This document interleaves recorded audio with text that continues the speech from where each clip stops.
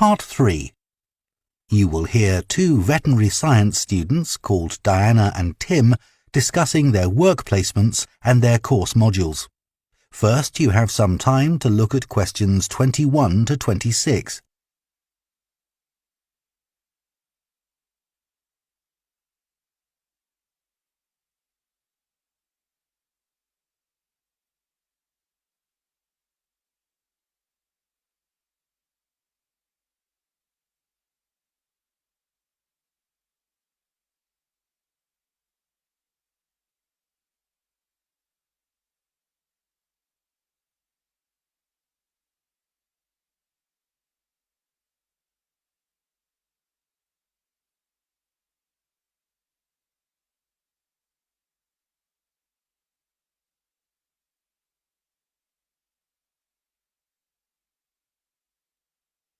Now listen carefully and answer questions 21 to 26.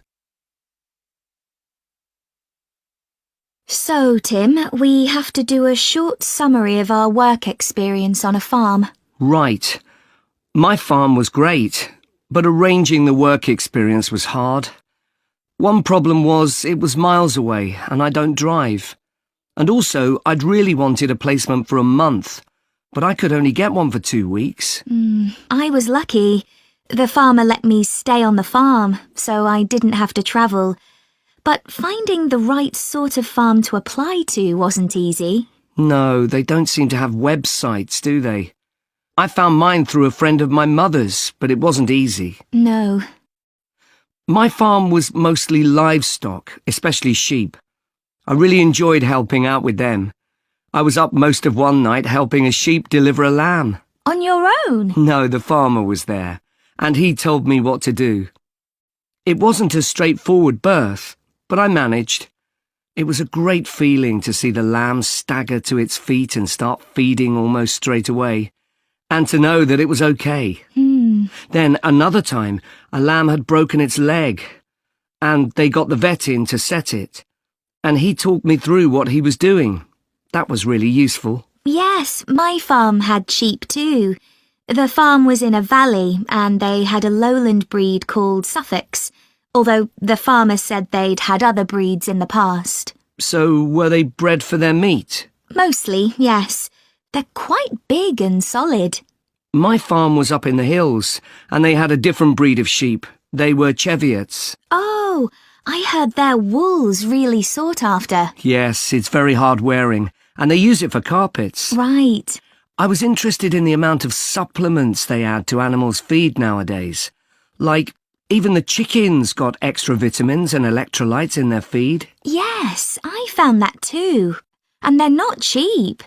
But my farmer said some are overpriced for what they are, and he didn't give them as a matter of routine, just at times when the chickens seemed to particularly require them. Yes, mine said the same. He said certain breeds of chickens might need more supplements than the others, but the cheap and expensive ones are all basically the same. So, did your farm have any other livestock, Diana? Yes, dairy cows. I made a really embarrassing mistake when I was working in the milk shed. Some cows had been treated with antibiotics, so their milk wasn't suitable for human consumption, and it had to be put in a separate container. But I got mixed up, and I poured some milk from the wrong cow in with the milk for humans, so the whole lot had to be thrown away. The farmer wasn't too happy with me. I asked my farmer how much he depended on the vet to deal with health problems. I'd read reports that the livestock's health is being affected as farmers are under pressure to increase production. Well, he didn't agree with that, but he said that actually some of the stuff the vets do, like minor operations, he'd be quite capable of doing himself. Yeah, my farmer said the same, but he reckons vet skills are still needed. Before you hear the rest of the conversation, you have some time to look at questions 27 to 30.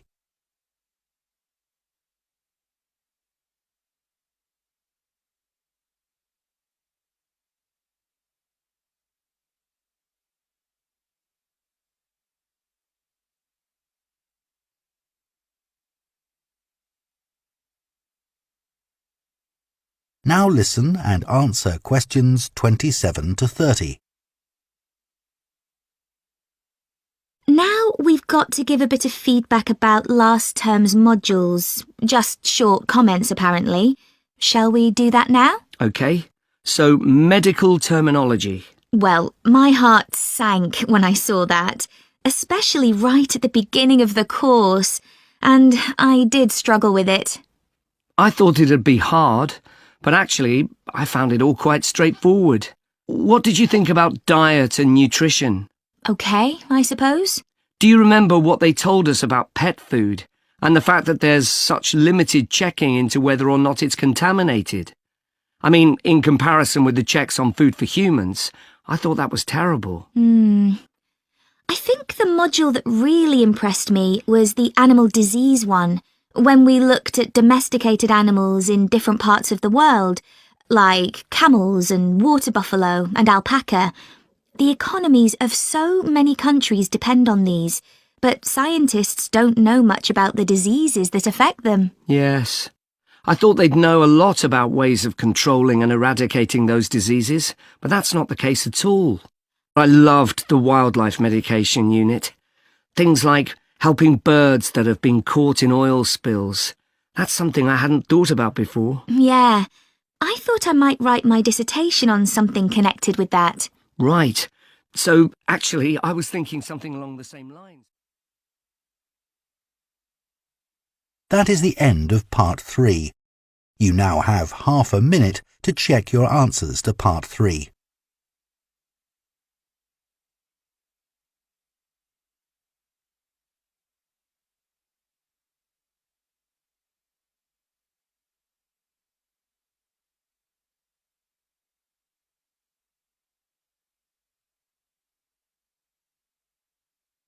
Part 4. You will hear an anthropology student giving a presentation on spiral path designs known as labyrinths. First, you have some time to look at questions 31 to 40.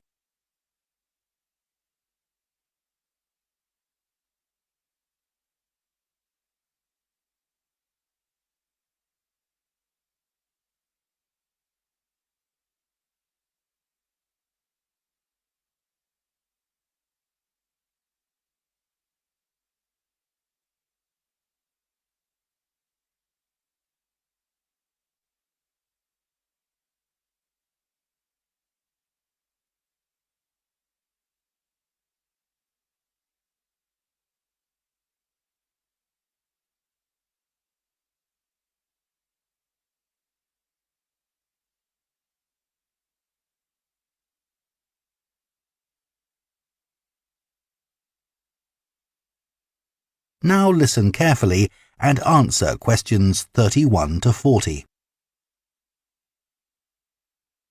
Labyrinths have existed for well over 4,000 years. Labyrinths and labyrinthine symbols have been found in regions as diverse as modern-day Turkey, Ireland, Greece, and India. There are various designs of labyrinth, but what they all have in common is a winding spiral path which leads to a central area. There is one starting point at the entrance, and the goal is to reach the central area. Finding your way through a labyrinth involves many twists and turns, but it's not possible to get lost, as there is only one single path.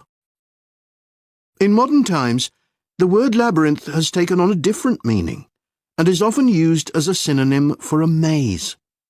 A maze is quite different, as it is a kind of puzzle with an intricate network of paths.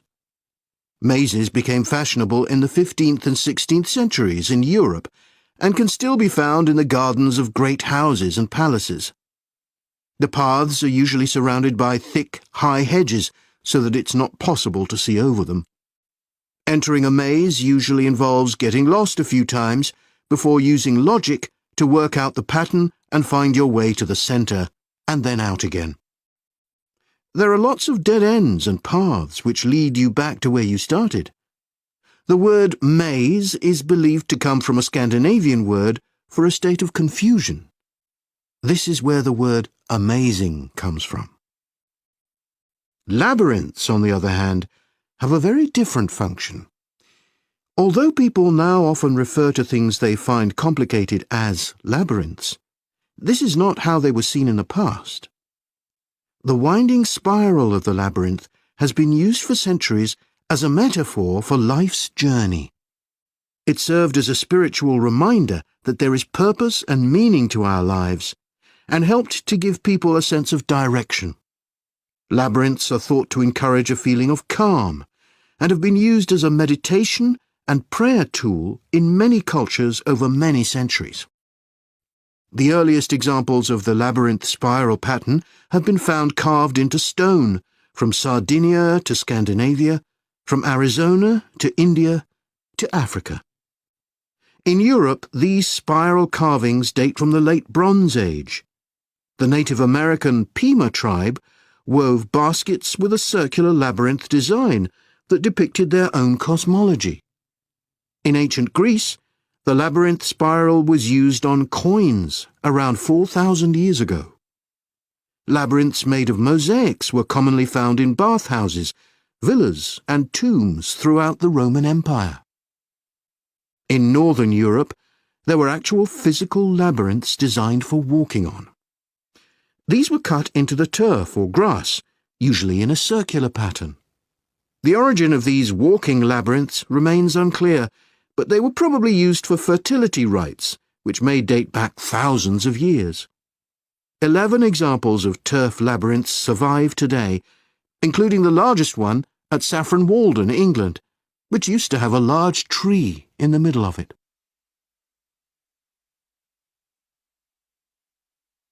More recently, labyrinths have experienced something of a revival. Some believe that walking a labyrinth promotes healing and mindfulness, and there are those who believe in its emotional and physical benefits, which include slower breathing and a restored sense of balance and perspective. This idea has become so popular that labyrinths have been laid into the floors of spas, wellness centres, and even prisons in recent years. A pamphlet at Colorado Children's Hospital informs patients that walking a labyrinth can often calm people in the midst of a crisis. And apparently, it's not only patients who benefit. Many visitors find walking a labyrinth less stressful than sitting in a corridor or waiting room. Some doctors even walk the labyrinth during their breaks. In some hospitals, patients who can't walk can have a paper finger labyrinth brought to their bed.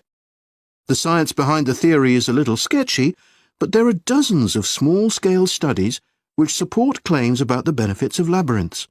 For example, one study found that walking a labyrinth provided short-term calming, relaxation and relief from anxiety for Alzheimer's patients.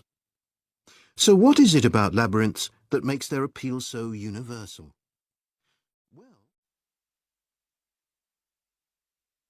That is the end of part 4.